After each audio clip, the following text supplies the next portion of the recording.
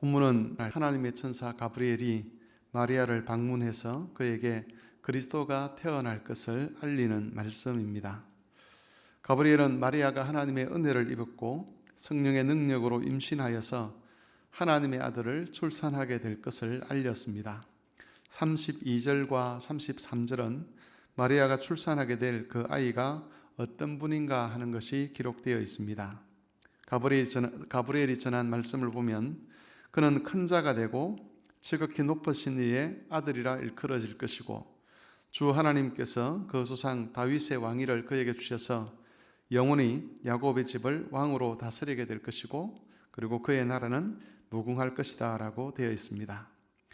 이 말씀에서 특이한 것은 예수님이 큰 자가 되는 것, 또 지극히 높으신 이의 아들이라 일컬어지는 것이 미래형으로 되어 있다는 겁니다. 이것이 미래형으로 되어 있다는 것은 지금은 큰 자가 아니고 또 지금은 지극히 높으신 이의 아들이 아니라라고 말하는 것처럼 보입니다. 그래서 어떤 사람들은 예수님이 과거에는 큰 자가 아니었고 하나님의 아들이 아니었는데 나중에 순종을 통해서 하나님께서 자기 아들로 삼아주셨다라고 그렇게 주장을 하기도 합니다. 이런 주장에는 예수님의 신성을 부정하려는 의도가 담겨 있습니다.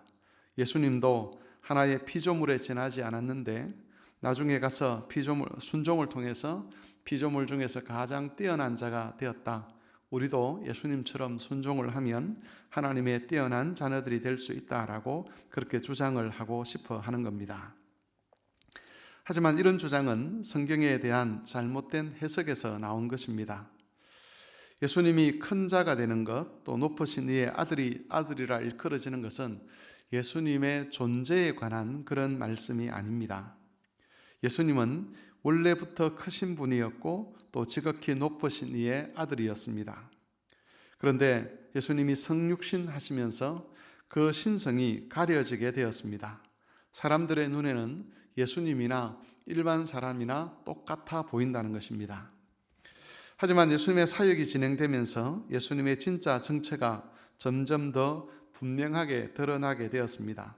복음서를 보면 예수님께서 표적을 행하실 때, 또 예수님께서 하나님 말씀을 강론하실 때 그 표적을 보거나 말씀을 들었던 사람들은 예수님이 보통 사람들과는 다른 권세가 있는 분이라는 것을 알게 됩니다.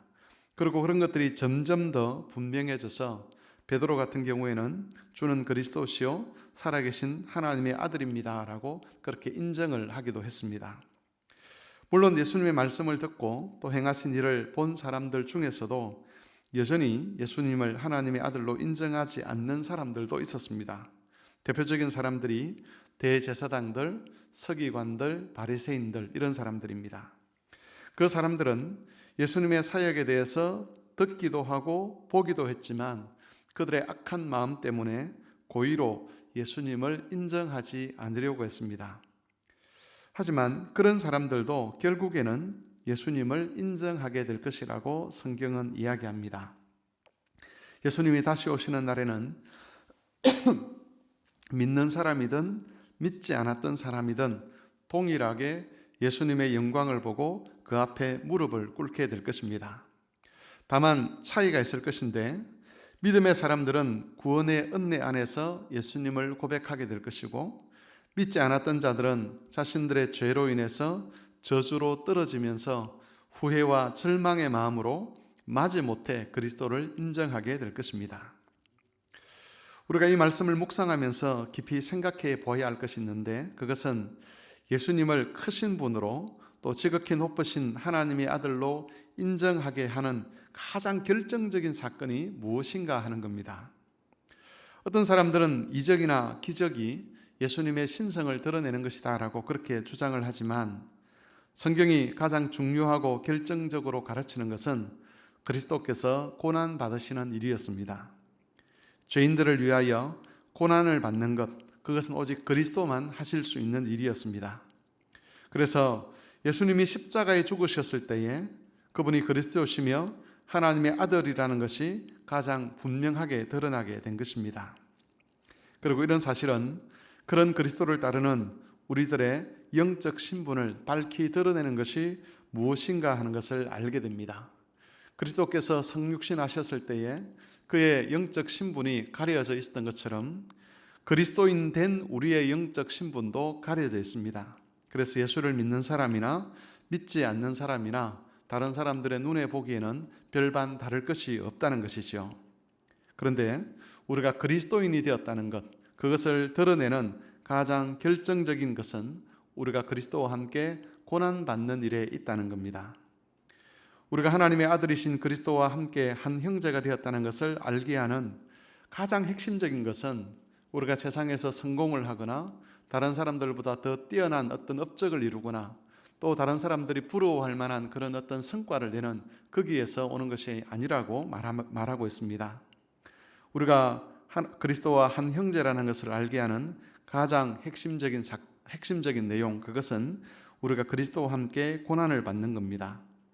그리스도와 그의 복음을 위해서 고난을 받을 때, 또 그리스도의 몸된 교회를 위하여 우리가 헌신할 때에 우리의 머리가 그리스도이며 우리가 그리스도께 속한 사람이라는 것이 분명하게 밝혀지게 되는 것입니다.